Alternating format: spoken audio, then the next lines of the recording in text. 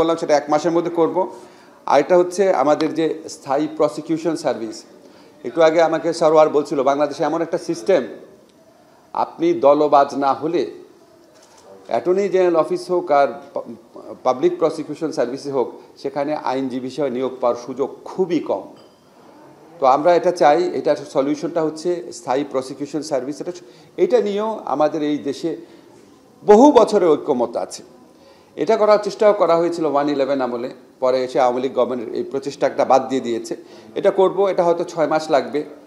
আর তারপর আমাদের কিছু প্রসিডিউরাল লয় লুপহোলস আছে, এটা বড় বড় আইনজীবীরা জানেন, এটাও করার ইচ্ছা আছে। তারপর আমাদের যে রুলসগুলার আছে এটা কোডিফিকেশন নাই। তারপর আমাদের বুরহান ভাই বলেন যে আমাদের আইনগুলোর মধ্যে অনেক ভুল আছে, এগুলি কারেকশন করব। ইচ্ছা আছে যদি বছর খানেক সময় পাই অন্তত এই কাজগুলো করে যাব। তারপর অনেক কাজ বাকি থাকবে। তারপর পলিটিক্যাল পার্টির ওনারশিপের একটা ব্যাপার আছে, নেক্সট গভর্নমেন্ট এসে অনেক কিছুই বাতিল করে দিতে পারে।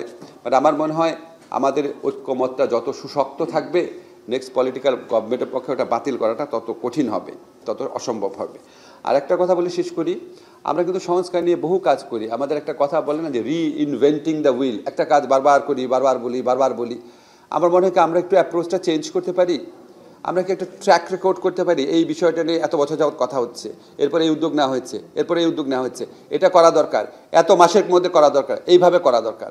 একটা চার্ট দেন সুপারিশ না দিয়ে, যে আপনারা যখন প্রস্তাব করবেন যে এরকম ইয়েতে স্থায়ী প্রসিকিউশন সার্ভিস দরকার, বলেন যে এরকম আইন হয়েছিল এত সনে, এরপর এটা বাদ দিয়ে হয়েছে। মানুষ যেন ট্র্যাক করতে পারে যেগুলো কোথায় হারায় যায়, আমরা পরে খুঁজে পাই না। তো আমার মনে হয় সংস্কার যতই মানে বহুল চর্চিত এবং অনেকাংশে অ্যালার্জিক একটা শব্দ হয়ে যাক, সংস্কার ছাড়া তো আমাদের গতি নাই।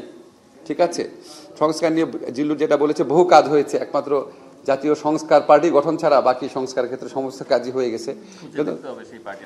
সেই পার্টি করার একটা চিন্তা খুঁজে দেখতে হবে। সংস্কার পার্টি কিন্তু এখন হয় নাই, করা যেতে পারে বোধ হয়। যাই হোক, আমার মনে হয় সংস্কার ছাড়া তো আমাদের গতি নাই। রিকনস্ট্রাকশন বলি, তারপর রিফর্ম বলি, যেটাই বলি না কেন, এই সিস্টেমটা ভাঙতে হবে, এই সিস্টেমটা ভাঙতে হবে। আমি আপনাদের একটা কথা বলে শুধু শেষ করি। বাংলাদেশে 1972 সনে একটা রক্ষা কবচ রাখা হয়েছিল উচ্চ আদালতের স্বাধীনতার জন্য। বলা হয়েছিল প্রধান বিচারপতিকে রাষ্ট্রপতি নিজে নিয়োগ করবেন, নিজে স্বাধীনভাবে, কারোর সাথে পরামর্শ না করে। কেন করা হয়েছিল? যাতে পলিটিক্যাল ইনফ্লুয়েন্স না থাকে।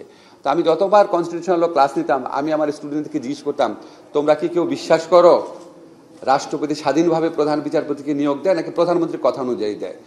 আজ পর্যন্ত একটা স্টুডেন্টও বলে নাই যে রাষ্ট্রপতি স্বাধীনভাবে দেয়। তারা সবাই, কোথাও লেখা না, কিন্তু প্রত্যেকে জানে এটা প্রধানমন্ত্রীর ইচ্ছাই দেয়। আর প্রধানমন্ত্রীও ওনার ইচ্ছা অনুযায়ী যেন দেয়, এই জন্য অত্যন্ত অনুগত ভৃত্য শ্রেণীর লোকদেরকে বাংলাদেশে রাষ্ট্রপতি বানায়, যাতে ওইটাও এনশিওর করার জন্য, অথবা ওনারা রাষ্ট্রপতি হওয়ার পর ভৃত্যে পরিণত হন।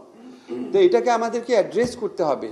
এটা লিগাল লুপহোলসের মাধ্যমে করার, আমরা অনেক ভালো ভালো ল করতে পারি।